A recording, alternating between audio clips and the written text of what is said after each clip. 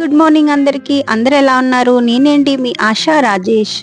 చాలా రోజులైతుందండి మీ ముందుకొచ్చి. Videos late అయిపోతున్నాయి, పెట్టట్లేదు. నాకు కూడా టైం కుదరట్లేదు. సో దానివల్ల అయితే నేను వీడియోస్ చేయలేకపోతున్నాను.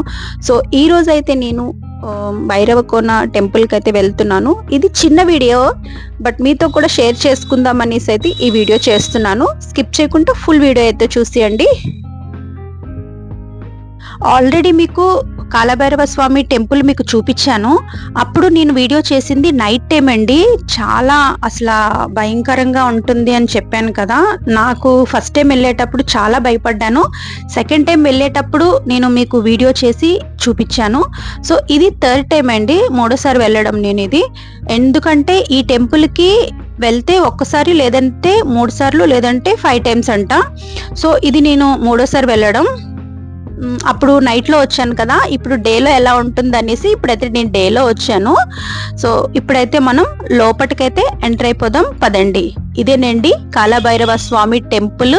లోపటికి ఫస్ట్ అంతా కూడా మనకి వెహికల్ అనేది అలౌ చేసేవారు. ఇప్పుడు మాత్రంగా వెహికల్ అలౌ చేయట్లేదు. నేను ఫస్ట్ టైం వచ్చేటప్పుడు అయితే చాలా థ్రిల్ ఫీల్ అయ్యానండి. ఎందుకంటే నేను నైట్ 9:30కి వచ్చాను. ఆ రోజు అయితే మా హస్బెండ్ అందరం కలిసి వెహికల్లో అయితే వచ్చాను. చాలా భయపడ్డాను. సెకండ్ టైం వచ్చినప్పుడైతే ఇంకా అర్లీగానే వచ్చాను, నైటే. కానీ మా పిల్లలు మా అందరం కలిసి వచ్చాం కనుక ఆ రోజు పెద్దగా ఆటోలో వచ్చాం, పెద్దగా భయం అనిపించలేదు. సో ఎవరైనా ఫస్ట్ టైం రావాలి అనుకుంటే నైట్ టైం రండి. చాలా థ్రిల్గా ఉంటుంది, చాలా బాగుంటుంది కూడా. మీకు థ్రిల్ ఫీల్ అవ్వాలంటే నైట్ టైమే, అది కూడా అమావాస్య రోజు వస్తే కనుక చాలా మంచిదండి. ఈ భైరవ స్వామి టెంపుల్ అనేది కూడా నరదిష్టున్నా ఏమున్నా కూడా పోతుందండి. సో చూస్తున్నారు కదా మీరే, ఎవ్వరూ లేరు. నేనైతే ఇప్పుడు కూడా భయపడుతూనే ఉన్నాను, ఎవరు లేరు ఏంటనేసి. సో ముందు నుంచి ఇంకా ఒక్కొక్కరు వస్తున్నారు. నేనేమో అక్కడ అడిగాను ఎవరైనా ఉన్నారా లోపట అని అంటే కొంచెం ఉన్నారండి అనేసి చెప్తున్నారు. అసలు ఎంత పీస్ఫుల్గా ఉంటుందంటే నడిచే కొద్దీ చాలా బాగుంటుంది. అసలు అంత మైండ్ కూడా రిలాక్స్గా ఉంటుంది.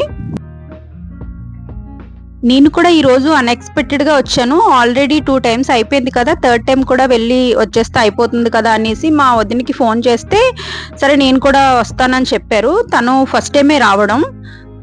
ఫస్ట్ అయితే వెహికల్ అలౌ చేసేవారని చెప్పాను కదా, ఇప్పుడైతే వెహికల్స్ అయ్యి అలౌ చేయట్లేదు. సో నడుచుకుని రావాలి. చూస్తున్నారు కదా ఎలా ఉందో వాతావరణం అంతా కూడా చాలా బాగుంటుందండి. అసలు ఎంత బాగుంటుందంటే అంత బాగుంటుంది. తప్పకుండా మీరు రండి.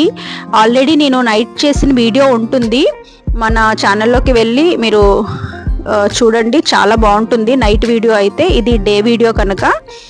సో చూస్తున్నారు కదా ఎంత బాగుందంటే లోపలికి వెళ్ళే కొద్దీ చాలా పీస్ఫుల్గా ఉంటుంది. ఇది సింహాచలం నుంచి కరెక్ట్గా భైరవకోనకి 4 కిలోమీటర్స్ ఉంటుంది. అక్కడ మనం వెహికల్ పార్క్ చేసేసి లోపలికి 1 కిలోమీటర్ ఉంటుందండి, నడుచుకొనే రావాలి.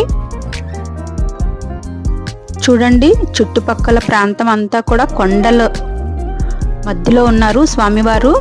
ఎంత పీస్ఫుల్గా ఉందంటే అంత పీస్ఫుల్గా ఉందండి. నేను ఆల్రెడీ 2 టైమ్స్ వచ్చాను కదా, అప్పుడైతే నైట్లో కనుక అంత క్లియర్గా స్వామివారిని అయితే చూడలేదు, దర్శనం కూడా చేసుకోలేదు. బయట నుంచే లాక్ వేసేస్తారు, బయట నుంచే చూసొచ్చాను. బట్ ఈరోజు మాత్రంగా లోపలికి వెళ్ళి స్వామివారి పాదాలు పట్టుకొని ప్రశాంతంగా మంచి దర్శనం అయితే అయ్యిందండి ఈరోజు. ఇగో స్వామివారండి చూస్తున్నారు కదా ఎంత ప్రశాంతంగా ఉందంటే దర్శనం చేసుకొని వచ్చేసాను. బట్ ఇక్కడ విభూతి స్మెల్ అండి, ఎక్కడున్నా సరే ఆ ప్రాంతంలో విభూతి స్మెల్ మాత్రంగానే వస్తుంది. ఇక్కడికి వచ్చిన దగ్గర నుంచి మనం ఇంటికి వెళ్ళి పడుకున్నంత వరకు కూడా మనకి ఆ విభూతి స్మెల్ అలా మనతోనే వస్తూ ఉంటుందండి. అలా రావడం వల్ల ఏంటంటే స్వామివారు మనతోనే ఉన్నట్టు, మన ఒంట్లో ఏదైనా నరదిష్టు ఏదైనా ఉంటే అది తొలగిపోతుంది.